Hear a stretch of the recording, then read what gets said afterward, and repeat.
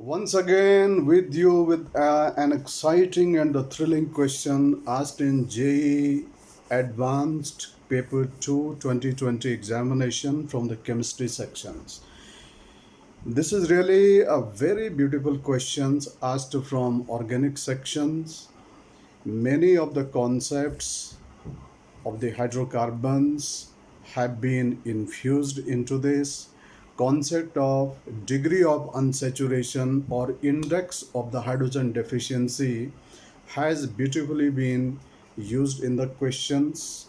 Some reagents have been specified and basic fundamental reactions of the hydrocarbon have been incorporated. If I investigate into the depth of this question, so this question is with the main functional group as well as has been linked to some extent with the stereochemistry or the stereoisomerism segment of the most widely accepted isomerisms. Exactly in the questions, most of the answers they come from by investigating the options.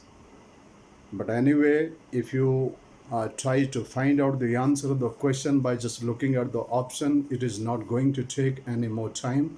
But for the sake of making you understand each and every step of the reaction, I am widely and comprehensively trying to explain this. Let us get back to the board and let me explain to you how exactly bits by bits information have been fused to answer the questions from the options A, B, C, D. More than one answers could be right in such type of the question. Let us get back to the board.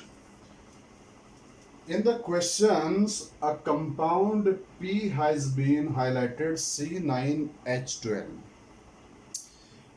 Regarding this compound, the three informations have been given to you. PtH2 means the catalytic hydrogenation of the compound. When hydrogen is passed in the presence of platinum, this so-called compound gets converted into this. Here the moles of hydrogen have not been specified. Moles of hydrogen have not been specified. It clearly implies that hydrogens must be here in the excess. Furthermore, it is being treated with X as a reagent, followed by the K1O4, H2SO4 and heating treatment. We are obtaining a final compound Q C8H12O6, which is optically active acid. When P compound is treated with sodamide followed by treatment with acetophenone followed by hydrolysis and heating, we are again getting here an optically active compound, that is R. And based on this information, we have been given options A, B, C, D like this. This is B, B, C, and D. These are the way of the option that have been given to us.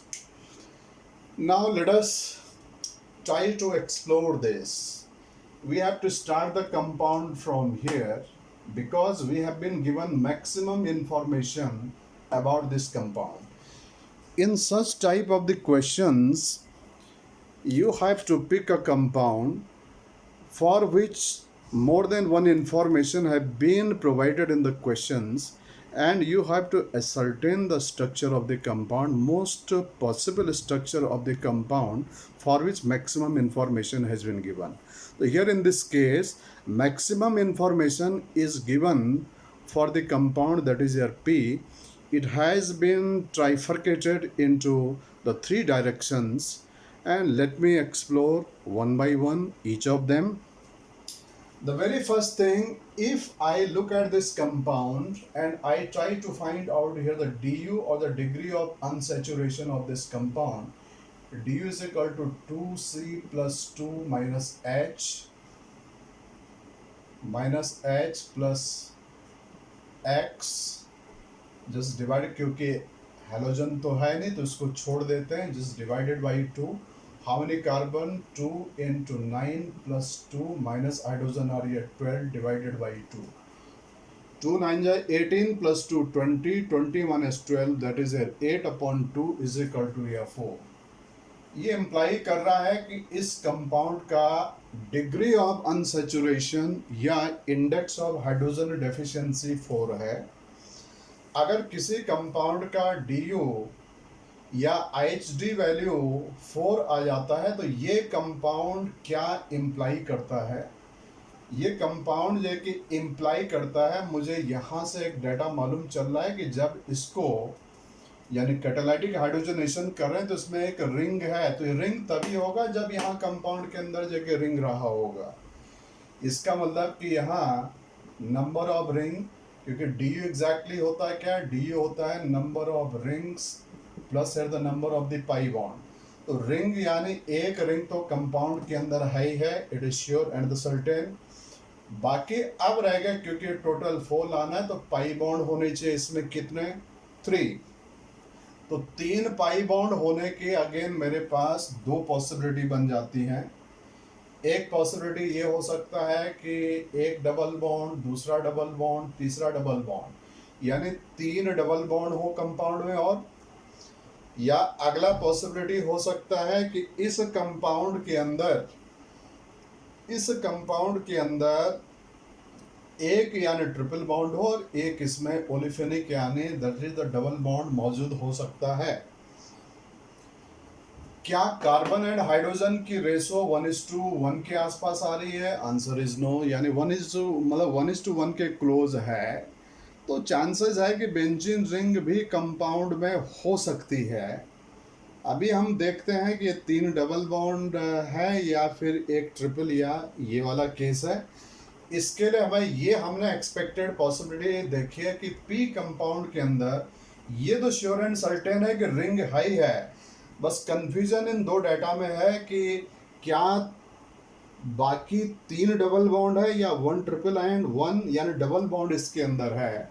उसके लिए यहाँ पर एक information दे रखी NaNH2, ये hydrocarbon है। Hydrocarbon में आप लोगों ने पढ़ा है alkene, alkynes.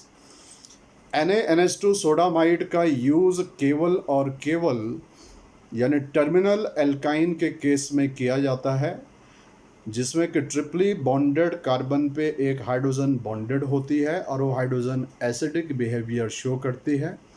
Sodamide NaNH2 itself is a very powerful, very strong base. ये टर्मिनल एल्काइन से एसिडिक हाइड्रोजन को स्नैच कर देता है। इससे ये बात इम्प्लाई हुई है कि कंपाउंड पी का, क्योंकि सोडामाइड से ट्रीटमेंट हो रहा है, अगर इस सोडामाइड से रिएक्शन दे रहा है तो इसका मतलब कि इसमें यानी टर्मिनल पोजीशन पर ट्रिपल बॉन्ड मौजूद है जिसमें कि एक एसिडिक हाइड्रोजन यानी प्रेजेंट है। तो मेरे पास में ये पॉसिबिलिटी रिजेक्ट हो जाती है। ये पॉसिबिलिटी को लेके मैं इस क्वेश्चन को आगे प्रोसीड करने वाला हूँ।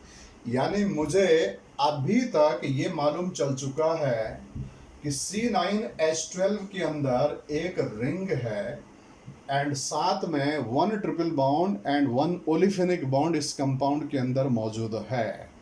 तो एग्जैक्टली अगर P कंपाउंड की मैं इस P कंपाउंड के लिए अगर मैं पॉसिबिलिटी दिखाऊं स्ट्रक्चर की, तो भाई एक हेक्सागन रिंग तो होना ही होना चाहिए इसके अंदर। तो P कंपाउंड की जो पॉसिबल स्ट्रक्चर हो सकते हैं, ध्यान दें कि एग्जैक्टली क्या हो सकता है P कंपाउंड की स्ट्रक्चर ये है। और इसमें यहाँ पर इस तरीके से ये 3 कार्बन बाहर दिखा रखे हैं, 6 + 3 = 9। डेफिनेटली यहाँ एक यानी ट्रिपल बॉन्ड कहाँ पे रहा होगा, 6 7 8 और ये 9। इसका मतलब कि जो ट्रिपल बॉन्ड है ये ट्रिपल बॉन्ड यहाँ इसके एंड पे लगा हुआ होगा, C and the triple bond यहाँ पे सीधे यानी हाइड्रोजन जो कि बॉन्डेड होगा। ऐसे तरीके से 6 कार्बन 7 8 और जो 9th कार्बन है दैट इज ओवर हियर।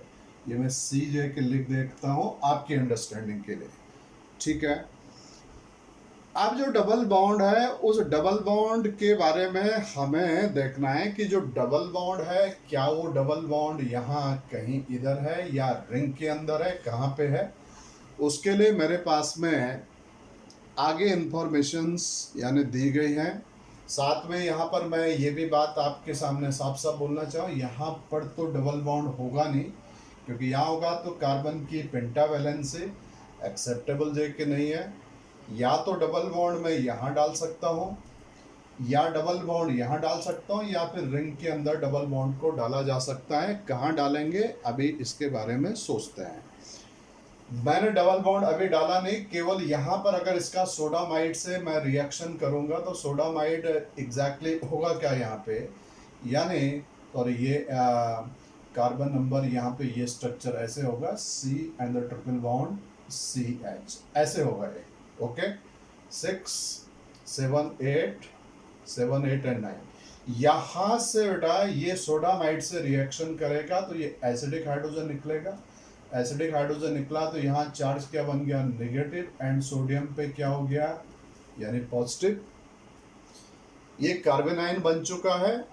इस कार्बन आयन का यहाँ एसिटोफिनॉन पे जो है कि आगे अटैक हो रहा है, तो ध्यान दें जब इसका यहाँ अटैक होगा तो यहाँ पर इस तरीके से एक बेंजीन की रिंग है, C double bond O CH3, ये एज ए न्यूक्लियोफाइल यहाँ अटैक मारेगा। यहाँ से इलेक्ट्रॉन यहाँ ट्रांसफ़र कर जाएगा।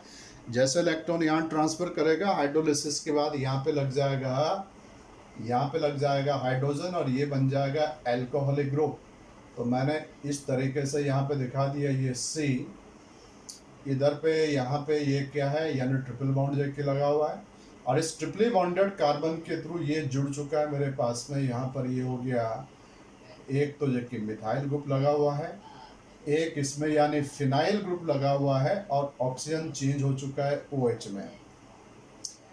आगे जब इसको हीटिंग किया जा रहा है तो हीटिंग करने पर क्या होता है, डिहाइड्रेशन। तो डिहाइड्रेशन में यहाँ से OH हटेगा और यहाँ से हट जाएगा H, तो जो कंपाउंड यहाँ बनेगा वो कंपाउंड फॉर्म होके आ जाएगा लाइक दिस। ये बना C and triple bond C। इस कार्बन पे यहाँ एक ये बेंजीन की रिंग लगी हुई नजर आ रही है, और इस कार्बन के साथ में यानी डबल बॉन्ड के थ्रू ये CH2 यहाँ जुड़ा हुआ है। अगर ये फाइनल कंपाउंड R है तो जरा देखते हैं क्या ये कंपाउंड ऑप्टिकली एक्टिव हो पा रहा है। आंसर है नहीं, क्योंकि इसमें अभी कोई ऐसा कार्बन नहीं आया जो 4 डिफरेंट ग्रुप से बॉन्डेड है। कायरल कार्बन की मोस्ट लाइकली पॉसिबिलिटी मुझे यहाँ नजर आती है, इधर ये पार्ट टोटली यानी डिफरेंट पार्ट, एक इस पे हाइड्रोजन एटम है ये भी डिफरेंट। अब मुझे यहाँ जाके डिफरेंट करने के लिए, जैसा मैंने बोला था कि मुझे एक DU जो शॉर्ट पड़ रहा था, एक यानी ट्रिपल बॉन्ड तो मैं डाल चुका था, मुझे डबल बॉन्ड डालना है। तो डबल बॉन्ड डालने की पॉसिबिलिटी क्या है, यहाँ और यहाँ तो डालूंगा नहीं, अदरवाइज यानी करल सेंटर आएगा ही नहीं। तो डबल बॉन्ड को डालने की एक पॉसिबिलिटी तो मेरे पास है यहाँ, या तो मैं यहाँ डाल सकता हूँ, या अगली पॉसिबिलिटी है इनके बीच में डाला जा सकता है। लेट अस से ये एक पॉसिबिलिटी ये भी जा सकती है ऐसे तरीके से, C and triple bond C double bond CH2, और ये बेंजीन की रिंग ये तो लगा ही हुआ है। या तो कंपाउंड जो यहाँ पे मैंने ये कंपाउंड की जो मैं बात कर रहा हूँ जो फाइनल कंपाउंड R है, या तो कंपाउंड ये हो सकता है, ठीक है, या कंपाउंड ये हो सकता है। मान के चलो इसको मैं R लिख देता हूँ, इसको R प्राइम जे के लिख देता हूँ। अगर कंपाउंड ऐसे है, अगर कंपाउंड ऐसे है तो अब आप ही बताओ कि यहाँ पर P कंपाउंड की इस एक्सपेक्टेड स्ट्रक्चर क्या होनी चाहिए। अगर सिचुएशन ऐसी है तो इसी P कंपाउंड में, इस P कंपाउंड की स्ट्रक्चर में यहीं पे जो कि लिख देता हूँ, अगर दिख रहा है तो यहीं पर मैं छोटे छोटे जो कि लिख दे रहा हूँ यहाँ पे, ये ऐसे, और यहाँ पर ये ट्रिपल बॉन्ड तो मैंने डिसाइड कर ही लिया कि यहाँ है।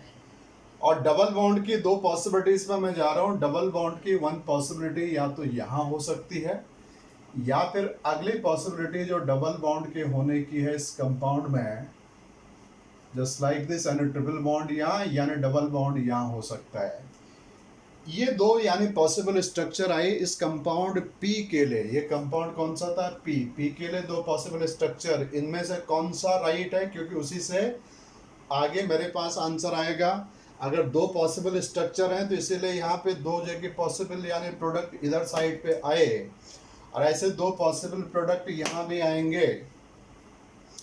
तो अब मैं आगे जो है कि एक्सप्लोर करता हूँ अगले वाली यानी डायरेक्शंस को। ये तो यानी सेटिस्फाई हो ही गया कि कैटालाइटिक हाइड्रोजनेशन किया तो ये भी हाइड्रोजनेट हो गया होगा, ये भी हाइड्रोजनेट हो गया होगा। ठीक, अगर अब मैं यहाँ पर इस डायरेक्शन